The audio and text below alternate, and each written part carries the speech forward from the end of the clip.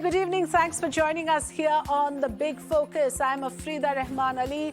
This is the show that turns your attention back to issues that really matter to you in your day-to-day life. Today we have taken up the issue with regards to privacy and data protection when it comes to your Aadhaar card.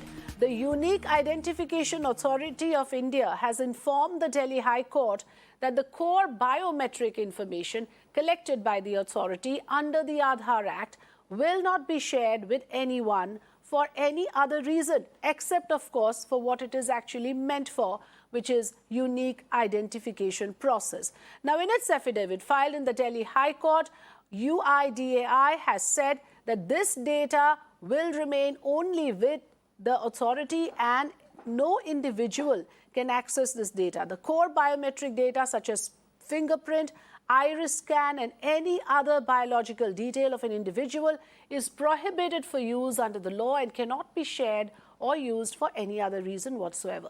The affidavit came as a reply to a court query in the 2018 robbery and murder case where the prosecution sought certain biometric data collected at site to be matched with the Aadhaar database.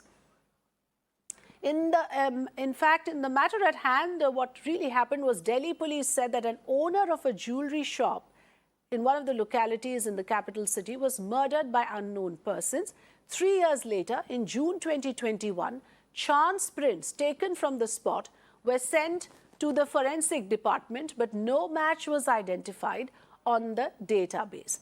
Therefore, it contended that since the accused were not located or traceable, UIDAI's intervention was sought. So on that question of whether there can be an intervention on the part of the Aadhaar authority, the UIDAI has now informed court that no such sharing of data can be done according to the Aadhaar Act, not to identify criminals or under trials or for that matter for any other purpose. In addition, the authority also asserted that the data collected in the ambit of the card cannot be shared with any investigating agency or central agency for any other biometric purposes as well.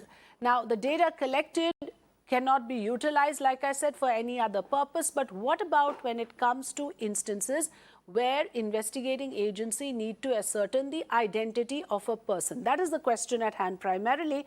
Let's welcome, joining us here on the program, Mr. Kapil Sankha, who is a senior lawyer of the Supreme Court, and N.S Nappiani, advocate of Supreme Court and also founder of Cyber Sathi Foundation. Thank you so much for joining us. Very good evening. I'll just come to you in a bit. Let me go across first to Abhishek, to Neelashish, I beg your pardon, who is going to give us an idea. Neelashish, if you can take us through what were the submissions made in court. The gist of it, of course, I summarize for our viewers, but underline for us the important points here, which can be debated further.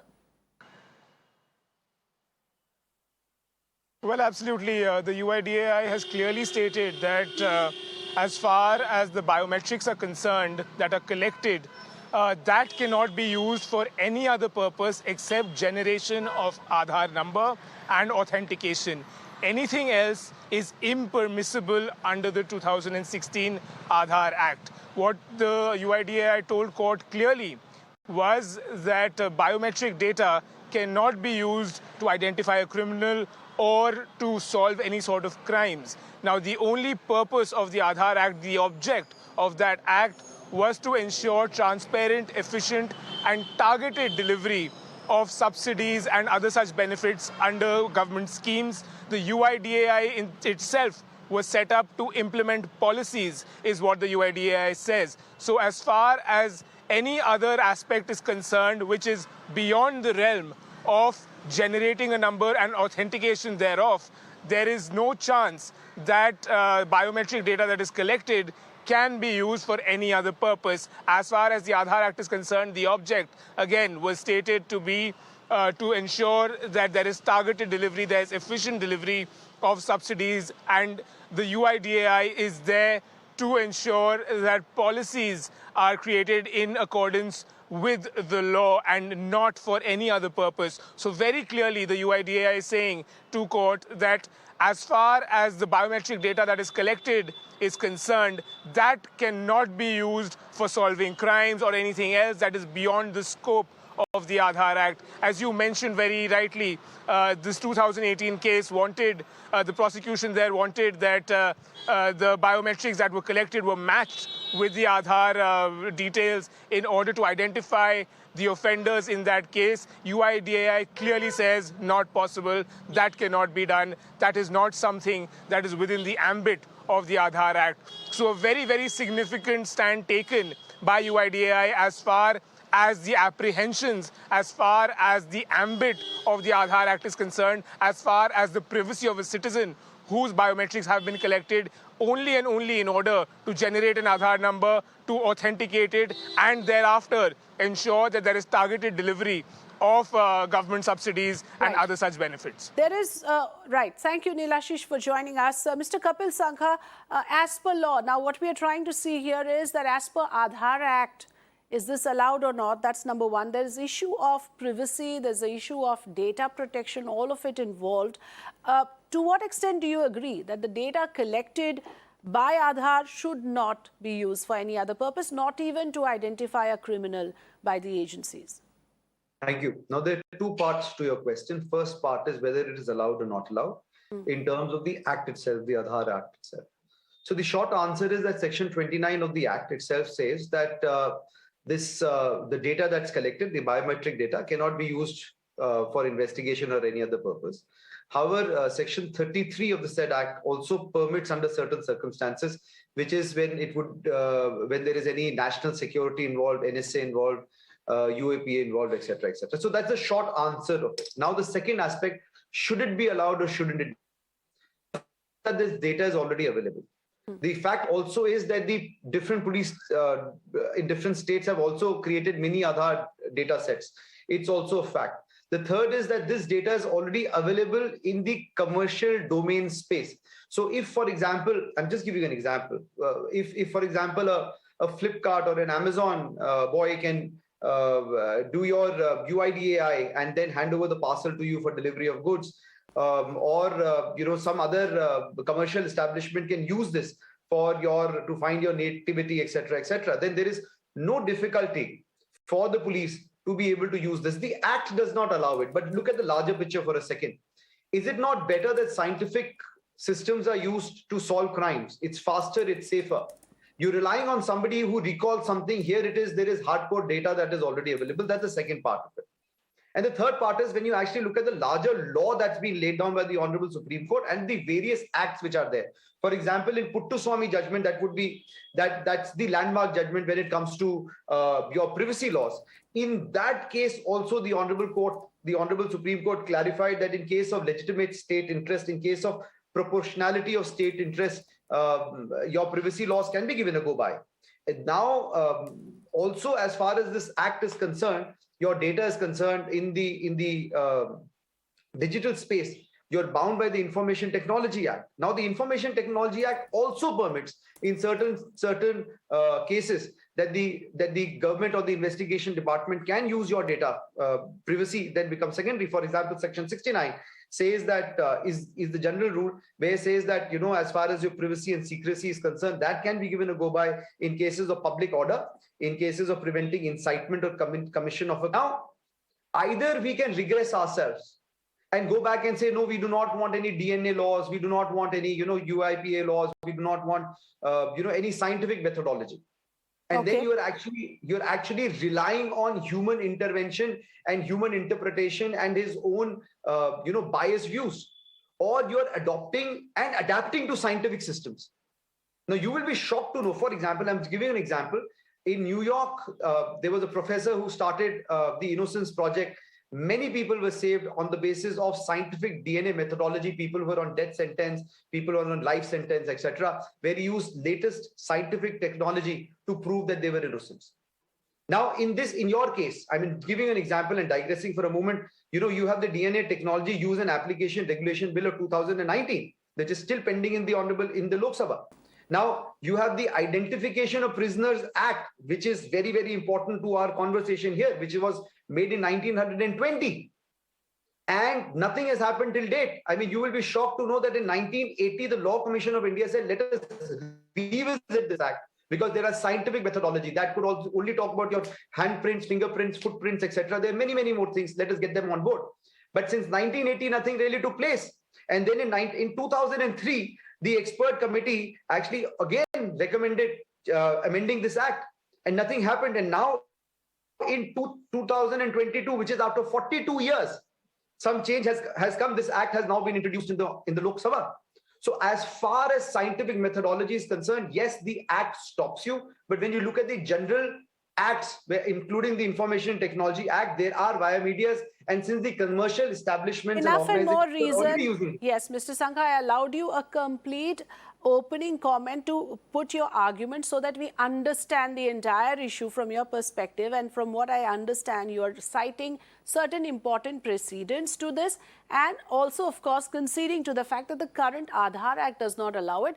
There could be a situation, Ms. Nappiani, you think, where it might be, after all, it becomes a case of what is in the larger use of fingerprints collected by Aadhaar under the UIDAI. Would you not concede that that should be left to the discretion of maybe the government of the day? That's not what happens in a democracy, Afrida, and it cannot be also. It's very unfortunate. In fact, I'm going to start with the last part of what Mr. Kapil Sankla said. It's very convenient to rely on part of, half truth is always more dangerous than full truth. So let me start with the last part. Mr. Sankla spoke about the Criminal Identification Act. By the way, it's already passed. It's Identification Act. That provides for collection of measurements of criminals, which means those who have been convicted, and of persons who are accused of crimes. You had to either be a convicted criminal or a person accused of a crime for your biometrics to be collected and retained by the NCRB. Now, what has been collected by Aadhaar is not of criminals or of persons accused of a crime. It is of citizens and for a specified purpose. The two aspects from Puttaswamy were set out by Mr. Sankla, but not the most important part, which is the first part, that for you to allow for certain processes, you need a law enacted by Parliament. That law should be for a legitimate state aim, and it should be proportionate.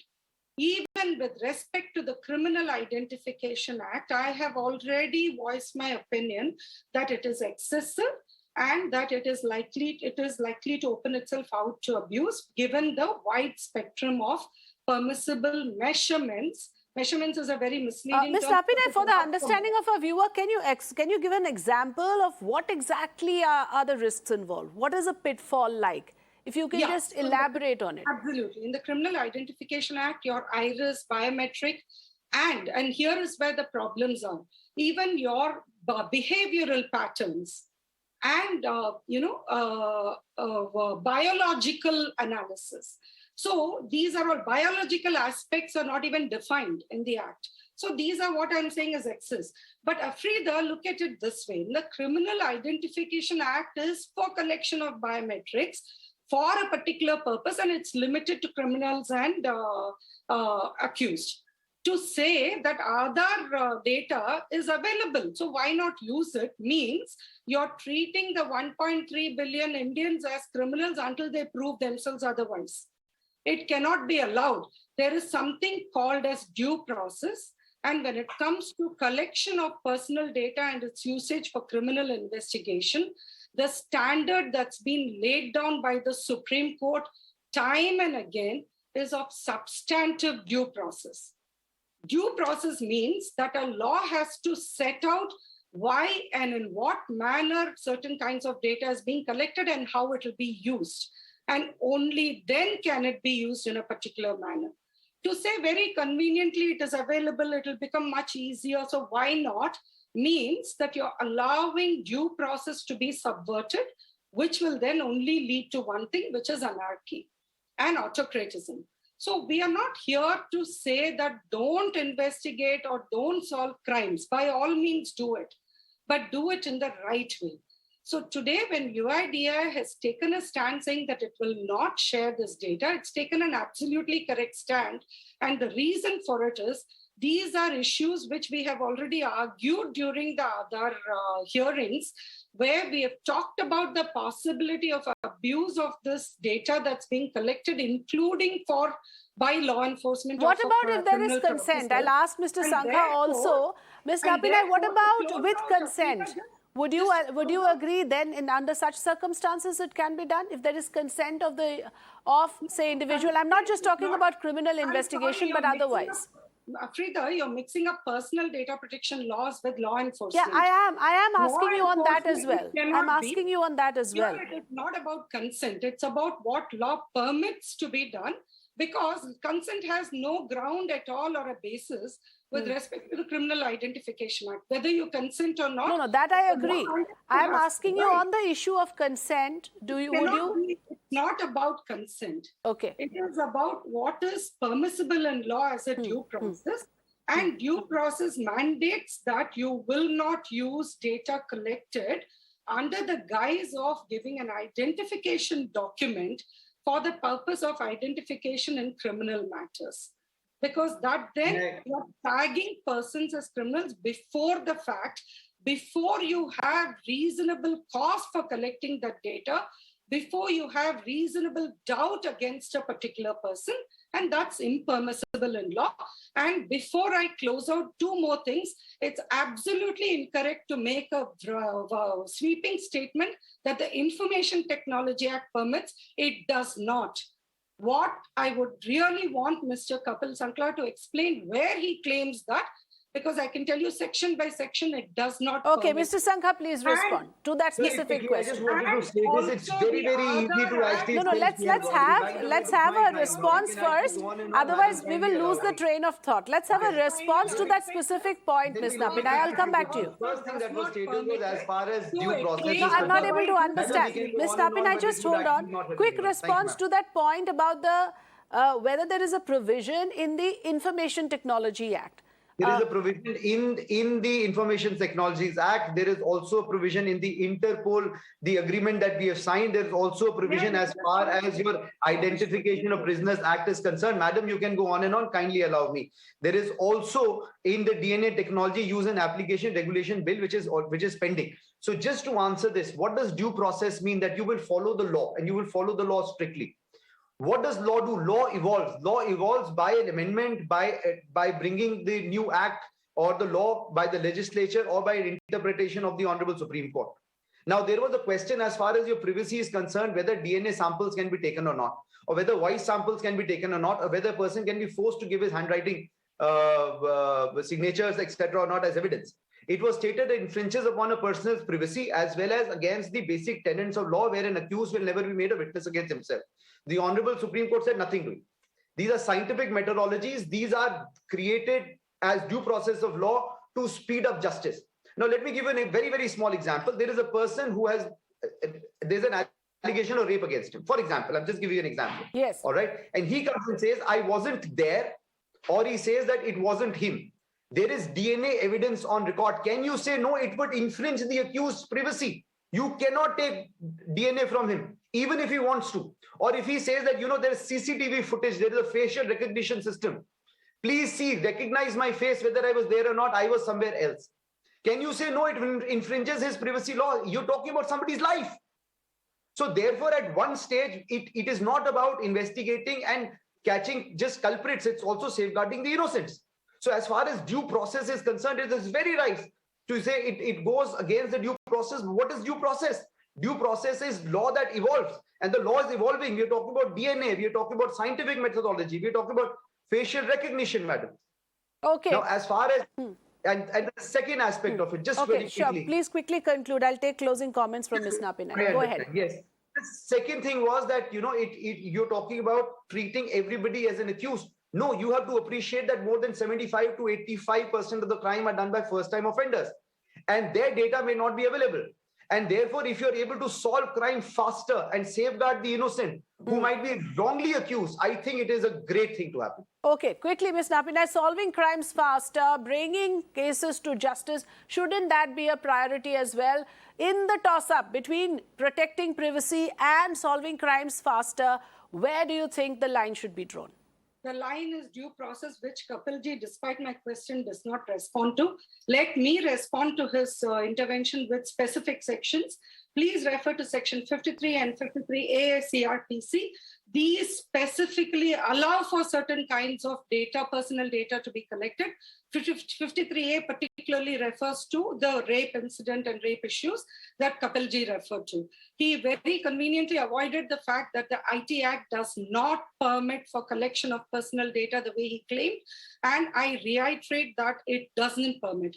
So to explain due process to you, this is it. When you have a we had section both the that very says you can erudite collect, lawyers you argue make- this. And these are all provisions Yes. meant to enable. No, on that, I will have to personal leave it at that because, you know, with the learned lawyers making their points on whether it is allowed in the IT Act or not, in the Criminal Justice Act or not, that is a technicality. But in the larger interest, of course, we will have to leave it to the viewer to actually finally decide on whether this is a fair point or not. As of now, at least, the Aadhaar body has submitted in court that there will be no sharing of data. Your data is perfectly safe. Biometric data will not be used for any criminal investigation. Let's see how the matter proceeds. Thank you so much for joining us, N.S Nappiani and Mr. Kapil Sankla, for giving us your time.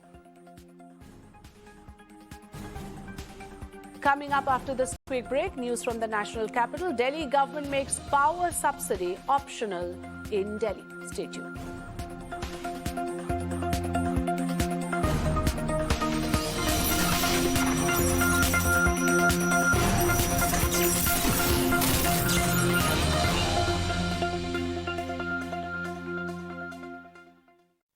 जब भी loan की जरूरत हो तो पैसाबाजार.com पे जाओ, सभी banks में से बेस्ट EMI वाला लोन चूज करो, झट से लोन अप्रूवल, खर्चे पैसा आपके अकाउंट में। पैसाबाजार.com। माल पूरा है? हाँ सर। मम्मी चेक कर लो। पूरा है। पापा टाइम पे है। अपोलो से है सर। थैंक्स। हाँ, पापा के बीपी का इशू है, so every medicine has to be on time.